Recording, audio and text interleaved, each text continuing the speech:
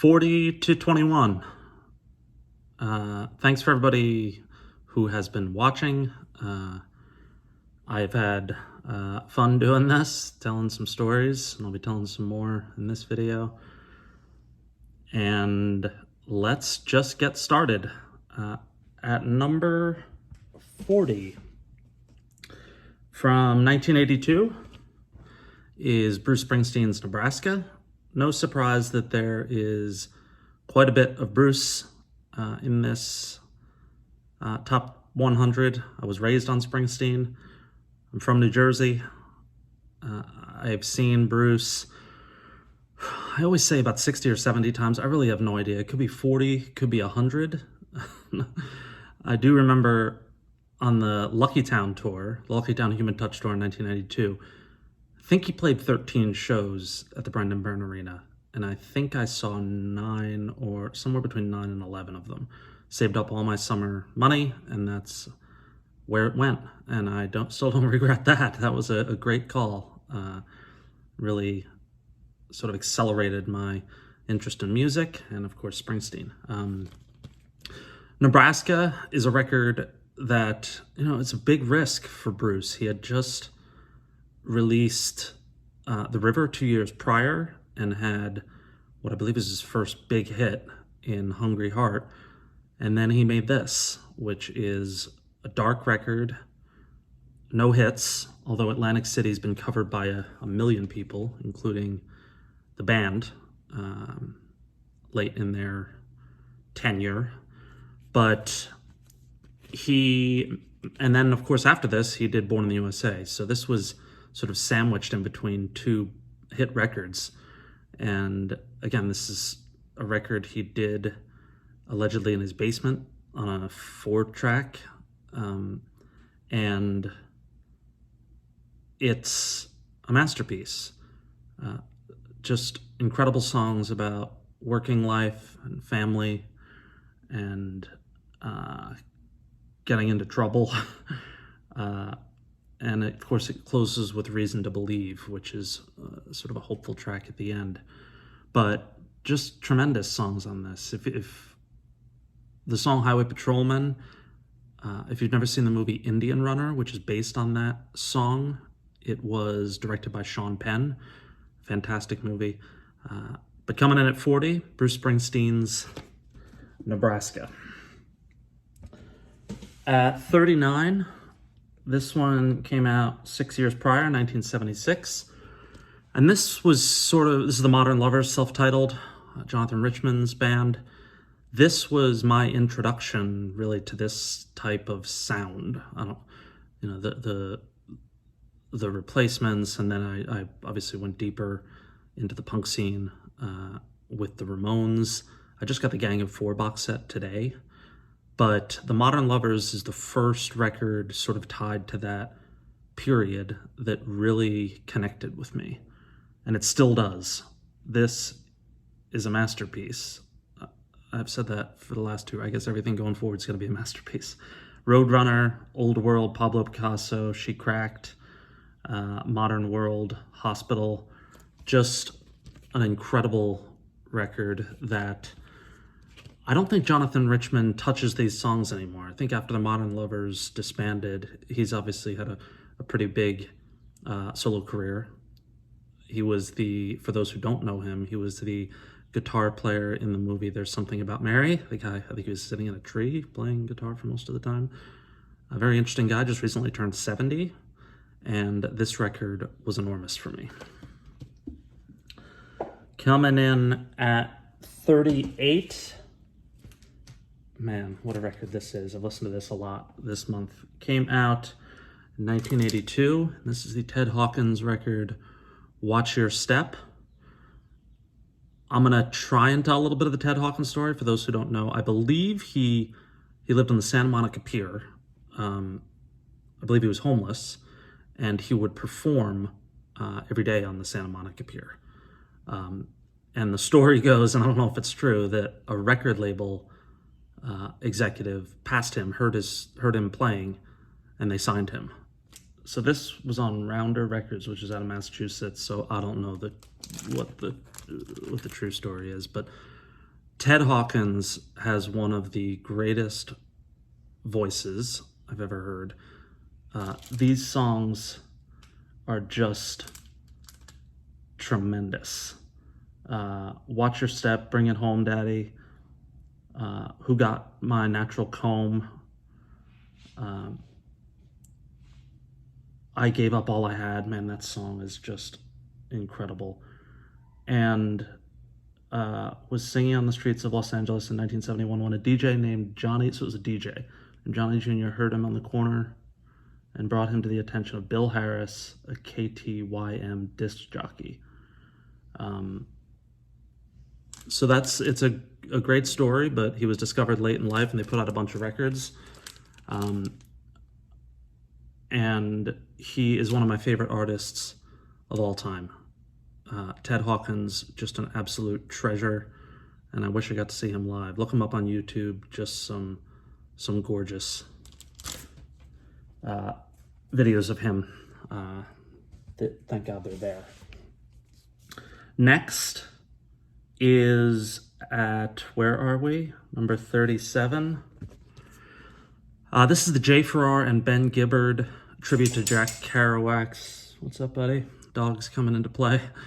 Tribute to Jack Kerouac's Big Sur. So it's called music. It's called One Fast Mover, I'm Gone, music from Kerouac's Big Sur. This came out in 2009. So J. Farrar, obviously, from Uncle Tupelo and Sunvolt. Ben Gibbard from Death Cab for Cutie. I don't know Death Cab's music. I think I've heard a couple songs from, they have a record, I think, called Transformation.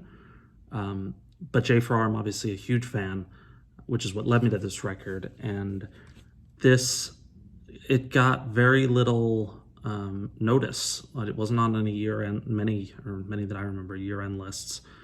But this was just a remarkable record. California Zephyr, All in One, These Roads Don't Move, One Fast Move or I'm Gone. I had a ticket to see, they played a short tour. I had a ticket to see them in Portland. I was going to drive up, and I had a breakup. As you can see, there's a lot of breakups here, so I ended up not going. I don't even know when that was, 2010-ish. So I missed it, but the record is incredible.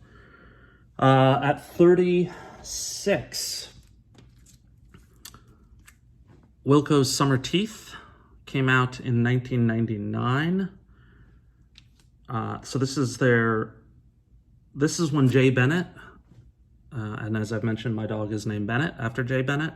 There's Jay Bennett. There's Bennett. This is Jeff Tweedy's and Jay Bennett's. Jay Bennett's probably more responsible for the sound on this record than anyone. When they sort of tried jangly Beach Boys-ish pop, and they did a heck of a job at it. I went through my first sort of experience with diagnosed depression when this record came out. And the song How to Fight Loneliness, on certain days, I would listen to over and over and over and over, because to me, that song lyrically and musically understands what it's like to be in a state like that. Smile all the time, laugh at every joke. I knew exactly what Jeff Tweedy was talking about there, or at least for me at the time. So I have always wanted to thank Jeff Tweedy for that song, because it truly helped me. You also have heard me talk a lot about the passing of my brother, and if anyone who knows Jeff Tweedy is watching this, I also want to thank him for playing a song for my brother on his stream when my brother passed away. I had reached out to Jeff's wife, Susan Miller, and asked if he could play the Golden Smog song, Please Tell My Brother, and they did. And they dedicated it to my brother. So thank you, Tweedy family. You guys are wonderful people. You do great things for your fans, and you have big hearts. But Summer Teeth, this record was a huge one for me. Number 35 came out not long ago. Where are we? 2010. And this is Justin Townes Earle's Harlem River Blues. I've talked about Justin here when I was talking about Steve Earle. He's obviously the son of Steve Earle, and we lost Justin Townes Earle, was it last year? Yeah, I think it was 2020.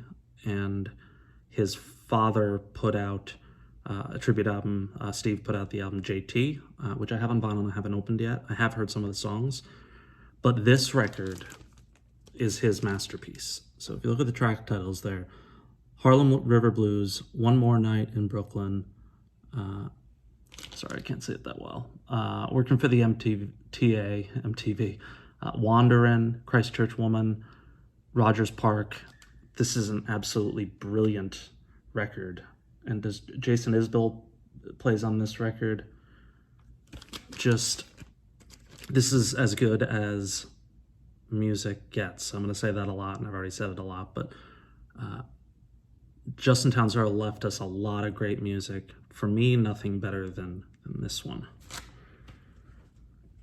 Number 34. So this I'll intro this by saying I often have debates with my friends in New York about music. We talk about all sorts of things. And one of the things that has come up lately is music over the man. So what we mean there is if a musician has sort of, a suspect behavior or something, I don't know what I'm getting at here, but this musician is an enormous presence in music, but he wrote these terrible songs about like anti-lockdown songs. I know it's not Eric Clapton. You'll never see anything approaching Eric Clapton in any of my top 10 million albums of all time, let alone 100. But it's his pal that he wrote the song with, Van Morrison. And I have problems with, some like a Ryan Adams. I don't listen to Ryan Adams anymore. It's just, his is obviously much different and worse. Similar to Sun Kill Moon. Can't listen to them anymore. And, it's just, when you do the things that those guys did, it's, the music to me doesn't sound the same. But I'll give Van Morrison a pass. He's known as being a difficult guy, but this record, Astral Weeks, which came out, did I already say it, in 1968, is just a masterpiece. Such a gorgeous record. Sweet Things, Cypress Avenue. God, it's just a beautiful, beautiful album. One of the best records ever made. It reminds me of the season Fall. Whenever it's fall, I play Van Morrison, especially this record. At 33, came out in 96, another Wilco record, Being There. So this was Jeff Tweedy's first big departure from the alt-country scene. And I've told this story before, probably on this channel. I don't have the back. As you can see, I'm starting to do this, which I'm told is a good thing, so you can just take the record out, you don't damage anything. So I'm starting to get into the habit of doing that for some of my records. Being There, I was working in New York City, and back then we were very big on advance copies. People would get an advance CD, or sometimes you'd find a vinyl copy or a CD copy floating around in a random record store. And I had heard, I can't remember where, that there was a record store in Hoboken that may have an advance of this. So I called, I don't think I knew which record store, so I was at work. You can see what a hard worker I was that day. I started calling record stores in Hoboken, and there was one, it wasn't the big one, the famous one, that name's escaping me, it was a newer one, and it was down from the train station like half a mile. And I called and I said, "Do you guys have a copy of Being There?" And the guy said, "Yeah, we have one copy on vinyl." And I said, "Can you hold it?" And he said, "I can hold it until we close tonight." So I left work. I think I pretended I was sick. Got on the subway from Manhattan into Hoboken, and I remember running down the street so that I could get my hands on this. This is not that copy. I do have that copy, which, if I can, I think this is it. Sorry, got some speaker activity in the way. This is it. It's an Advance. And I loaned it to my friend Brendan in the late 90s, and he ruined it. So Brendan, come on, man. I remember getting it back, and it was all scratched up and in bad shape. But still have the copy. And I remember I took the I took the train home to New Jersey that night, still living with my mother and my stepfather, and I just played it all night on this cheap Fisher turntable that I had. Fisher, I think that was the name of the company. Being There still holds up. Number 32, I think I said Kind of Blue was my introduction to jazz. It's not true. It was this record. And I discovered this at, I believe the place is called JBL. If it's not that, I'll correct it in the notes.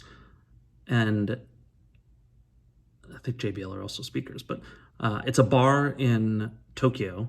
So I went to Japan a few years ago, had never been, and somebody had told me about this bar where, if memory serves, they only serve one type of whiskey and one type of canned beer. And the entire backdrop of the place is our records. And I sat at the bar, had a drink or two, and I remember I asked what I believe is the owner. The whole place was just a little intimidating. There was so much good music, and it was very well organized. And I asked him if, I didn't want to ask, what's your favorite? Did I ask your favorite? I remember I wanted to ask a good question because it seemed like it was a little bit of a touristy spot. And I asked something like what you play frequently or something. And his response was, and he took it out and he pointed to it and he said, "I play this record once every day." And based on whatever came next, it sounds like that had been going on for years. So in the bar, I went on my phone and ordered it on eBay. So when I got home, it arrived. And man, what a recommendation. This was my real introduction, or sort of reintroduction to jazz. And I absolutely love this record. So to the owner of that bar, thank you so much. I will correct the name if I have it wrong. My guess is some of you have been there. And that came out in 1972. So coming in at 31, my friend Paula will be pumped about this, the Jayhawks Hollywood Town Hall. So right after I discovered Uncle Tupelo in 1994, the next band that I discovered was the Jayhawks.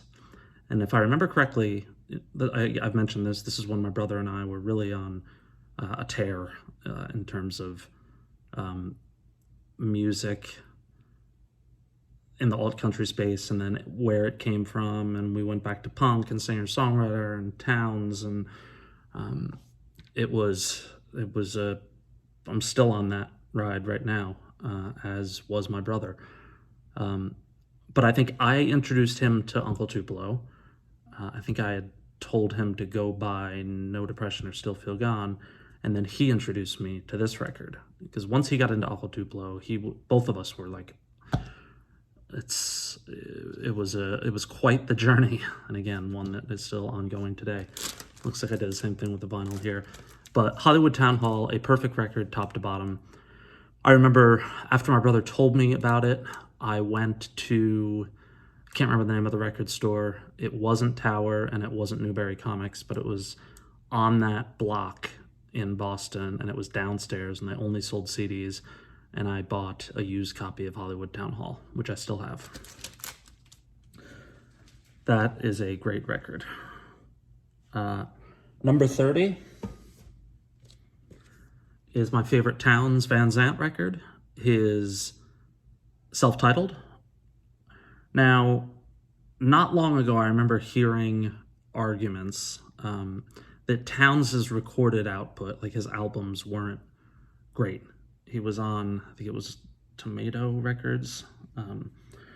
But if you ask me, and this was reissued on Fat Possum in 2007, how is a record with For the Sake of the Song, Columbine, Waiting Around to Die, Don't Take It Too Bad, Colorado Girl, Lungs, I'll Be Here in the Morning, Fare Thee Well, Miss Carousel, Quicksilver Daydreams of Maria, my favorite Town song, and None But the Rain, not a perfect record. This Towns even looks bummed that nobody thinks it's a perfect record, and it is. So this is my favorite Towns record. I absolutely love Towns Van Zandt.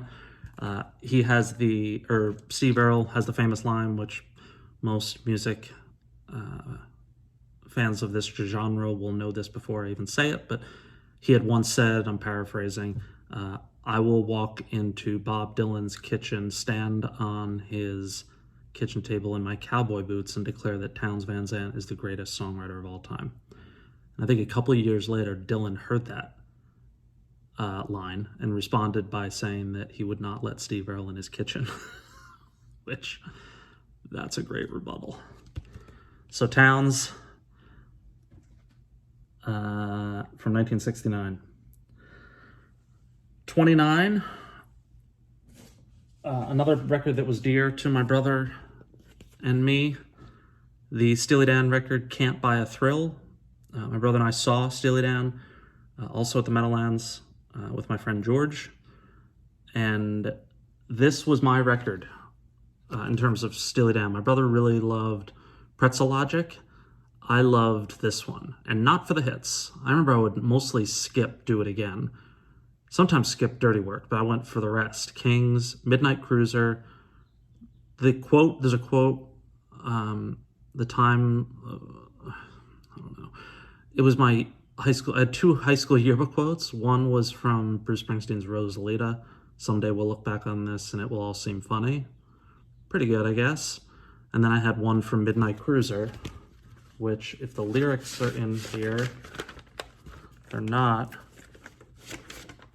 Oh, here they are. Let's see if I can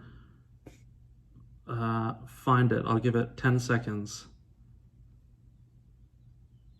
I found it. The time of our time has come and gone. That was my yearbook quote from Midnight Cruiser.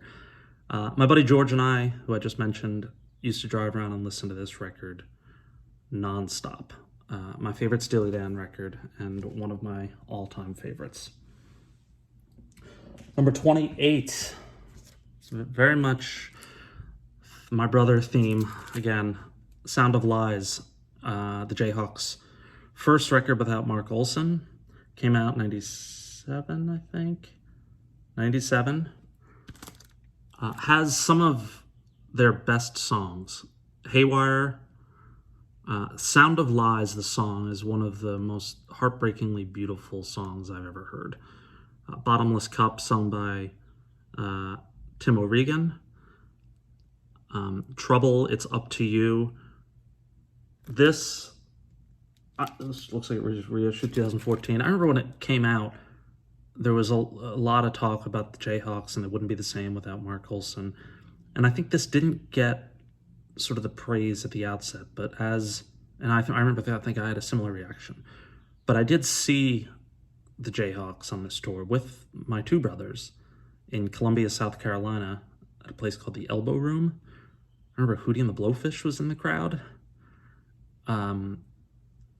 And I remember, I think it was everyone except for Darius Rucker. But I thought Darius Rucker's real name was Hootie. There was some story that we had about that. I can't remember what it was. But the guys from Hootie and the Blowfish, we ended up, I think, talking to them briefly, and they're really sweet guys. But this record, Sound of Lies, just a tremendous, and especially when you lose one of your frontmen and then put a record out like this, testament to how good the Jayhawks were. So number 27 is the Jackson Browne record, Laid for the Sky. His masterpiece, if you ask me. Fountain of Sorrow, Farther On, For a Dancer, Before the Deluge. I think I had mentioned the few times that I've cried at concerts. One of them, if I didn't mention, was when I saw Jackson Browne perform Before the Deluge in Golden Gate Park. It was at Before the Deluge is one of the first or earliest songs to write about our impact on the environment and corporate impact on the environment. And there was something going on politically. I don't know if it was during the Trump years or can't remember the year, but I remember the lyrics were really moving me, and I was with my friend Heidi and started to cry a little bit, but it's such a beautiful song, and this is such a great record. Jackson Browne has recently been doing some songs from his home, and you can see this portrait behind him framed, and it's just beautiful. I would recommend looking those performances up. So that is Laid for the Sky, came out in 74. At number 26, another band my brother introduced me to, Big Star. This is their second record, Radio City, after Chris Bell left the band. So you see, that's Alex Chilton from the Box Tops, Jody Stevens, and it says right here, Andy Hummel. Unfortunately, out of the 4 original members of Big Star, 3 have passed. So I have a good or a sad Big Star story. I was at South by Southwest the year that Alex Chilton passed. I think it was 2010. And they were scheduled to play. It was going to be Alex Chilton with sort of the reformed version of Big Star, so with the guys from the Posies, John Auer and Stringfellow. And it was either the day or 2 days before Alex Chilton died of a heart attack. I think he was on his way to the hospital after experiencing chest pains. So they ended up doing a tribute to Big Star, and it was like Evan Dando, and I think the Posies guys came, and I couldn't get in. It was too long. I waited forever and just couldn't get into the show. But I'm a huge Chris Bell fan. This is a gorgeous photo, which was taken by William Eggleston, my favorite photographer. I have about 15 of his books in my house. But this, Way Out West, You Get What You Deserve, Back of a Car, the tremendous September Girls, which has been covered so many times, I'm in Love with a Girl. Just a fantastic record. Number 25, getting more recent. It's 2013's Southeastern by Jason Isbell. I've called him Jason Isbell for many years, and I think it's pronounced Isbell. This was his breakout record after he left the Drive-By Truckers. I saw him a number of times live before this record came out, and they were fairly thin rooms. I saw him, I think he opened for Justin Townsend or vice versa at the Independent in San Francisco before this record came out. But I did see him with my friend Hattie in Los Angeles on this tour. And I remember Tom Hanks and Rita Wilson were at this show. This is before he broke out. We were at the Troubadour, which, side story, I don't think I ever mentioned. No, I think maybe I had. That my mother saw Linda Ronstadt at the Troubadour in the 70s and told me that casually, like a few months ago. And I was like, wait, but what did you say? She's like, yeah, her and my father saw wow. Linda Ronstadt's one of my favorites. And ever since she told me that, I've been listening to Linda Ronstadt. Why didn't Heart Like a Wheel make my top 100? Gotta look into that.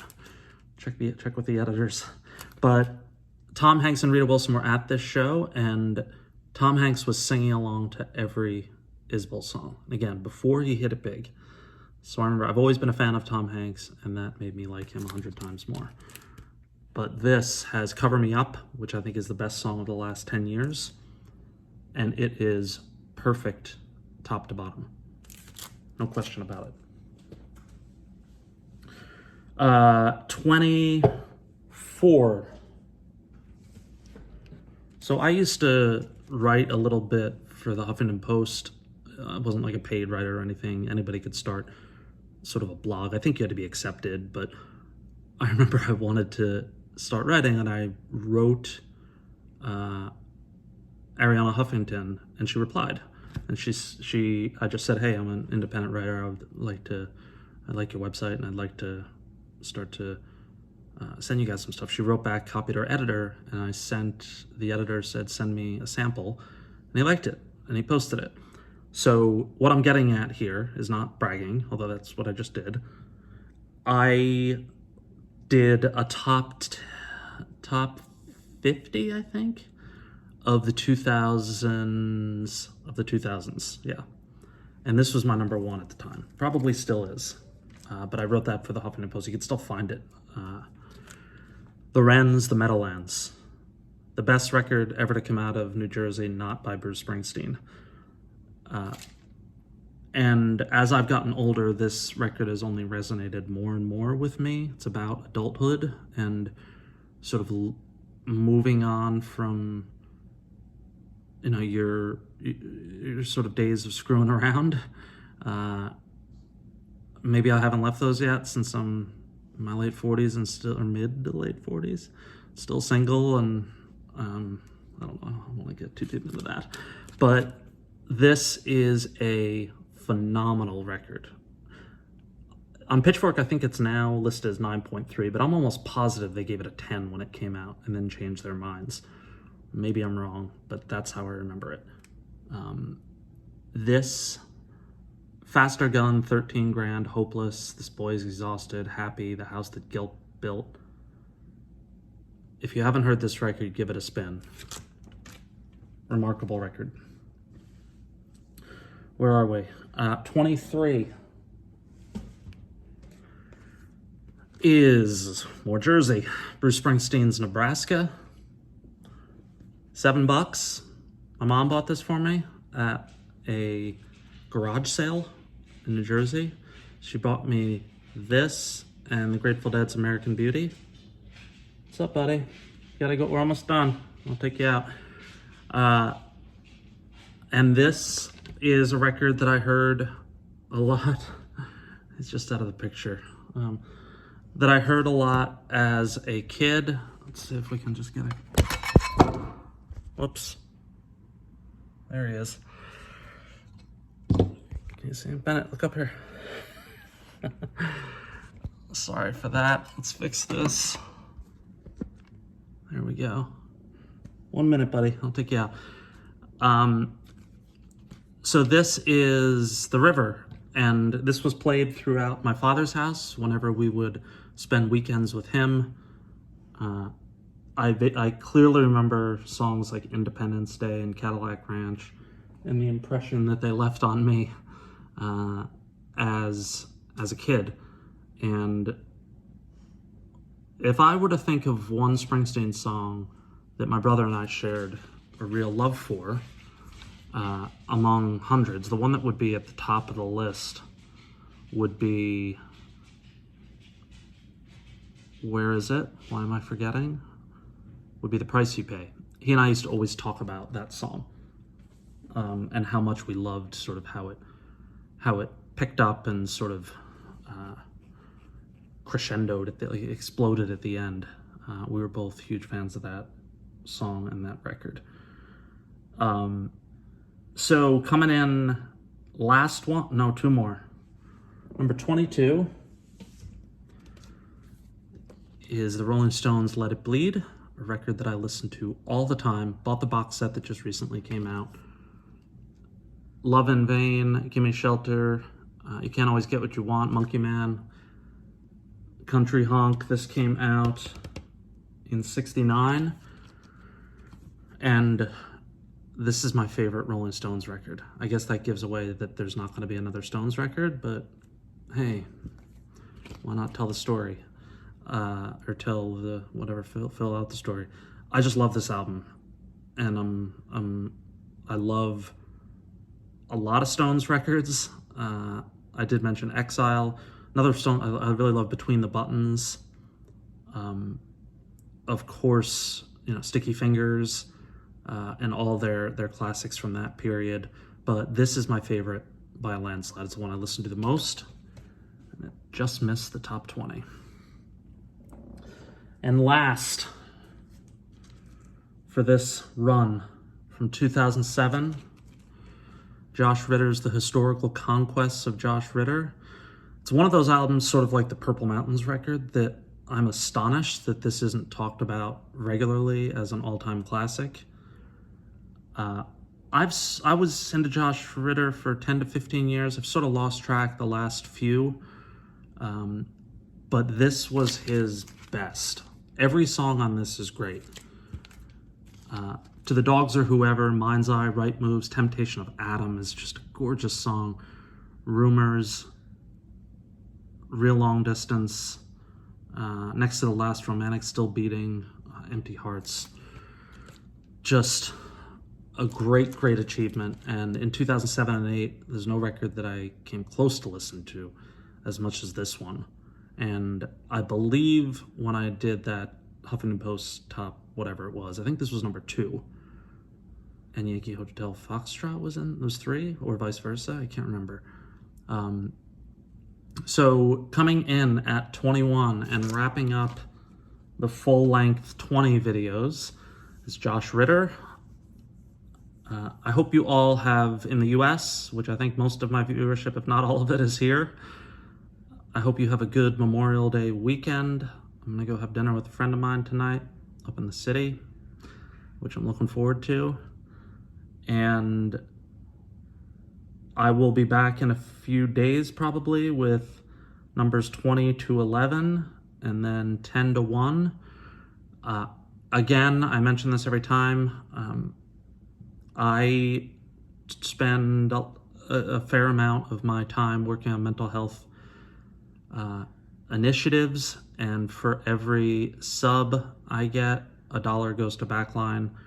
We're somewhere over 500 now, and I'm just going to wait for the total through the end of 2021. I put a cap on 4,000. There's no way I'm going to get 4,000 subs, but I just want you to know, if you click that button, you don't have to, but it is $1 that goes to Backline. So, and if you are interested in learning about Backline, or if you are a musician or a person in the music industry who is in need of mental health services, go to backline.care, and the wonderful people there will help you out. So that's all. Again, have a wonderful weekend. I hope the weather's nice where you are. I hope the Knicks come back from being down 3-1. Doesn't look good. Both my sports teams, the Knicks and the Yankees, were awful today. Last plug, I wore this t-shirt. So this is Rediscover Records. It's located in Elgin, Illinois. My friend Rich Wagner owns it. He opened it 10-ish years ago. And when I had to drive cross country last year during COVID, I stopped there and stopped in to see Rich, and it is a fantastic record store. And Rich is a very sweet guy. I have a couple of his t-shirts. I have a coffee mug, and I bought some records from him. So if you're in Illinois or you're driving through at some point, stop in to Rediscover, say hi to Rich, tell him Chris from the Long Cut sent you. And that's it. Have a great weekend. Talk to you soon.